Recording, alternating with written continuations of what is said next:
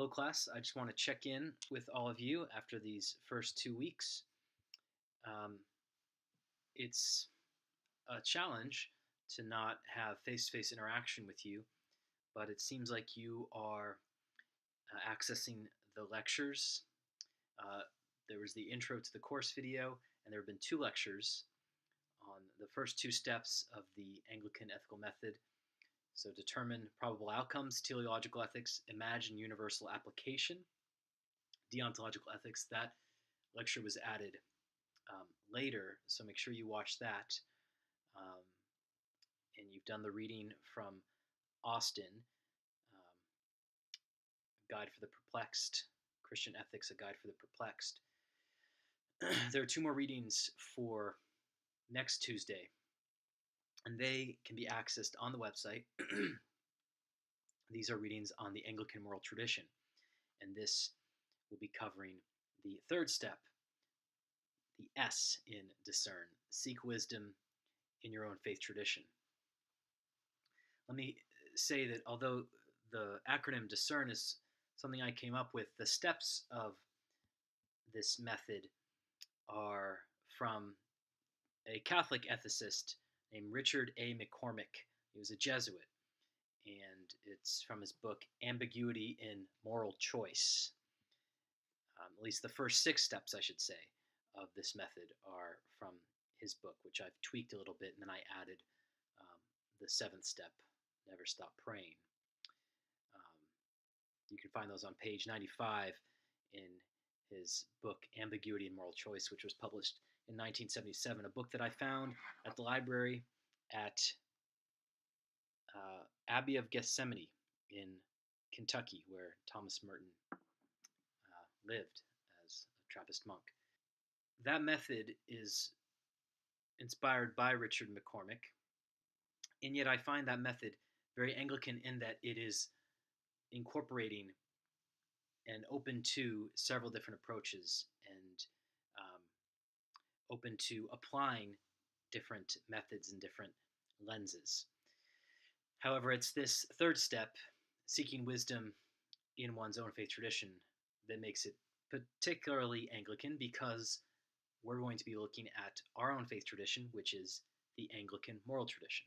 So this next lecture is certainly key to Anglican ethics and to understanding Anglican ethics, especially as deacons. After that, we will go into a section on consulting broadly, looking at other faith traditions, and that's going to involve the book by Deschamps and Fasching, and the assignment is for you to interact with each other. And what I'd like us to do to facilitate that is to try using Facebook. So find me on Facebook. I think I've tried to friend all of you. Daniel DeForest London on Facebook. If we could friend each other, I could set up a Facebook group, and that way we could use that as a platform for conversing. Because I know you guys only get together occasionally. So let's try doing that.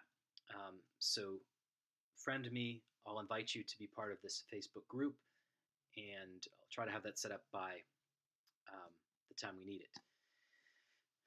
Now, the next lecture, which is on the Anglican moral tradition, I'm actually not going to post until you first turn in your papers, because otherwise your papers are going to be, I think, too skewed by the lecture. I want you to think of 2 characteristics of the Anglican moral tradition based on the 2 readings. The lecture is going to focus on 5 characteristics, and so I want you to be able to read and figure out for yourself what do you think, based on your readings and based on your own experience of Anglicanism, what do you think are key characteristics of the Anglican moral tradition?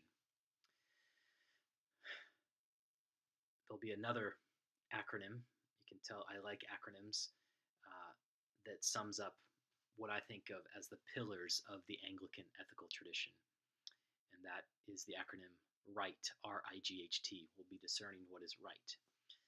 But hang tight for that. That will be posted next Tuesday.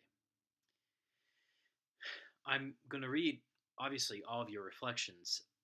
However, it's the assignments, the Anglican ethical assignments, that I'm going to give more thorough feedback on. So if you're wondering why I'm not giving a lot of feedback on your reflection papers, don't worry, they're fine. Um, I'm keeping track of that, but I'm not going to be giving thorough feedback every week. But I'm checking in right now, and all is well, and I look forward to continuing. Hope you're doing well. Okay.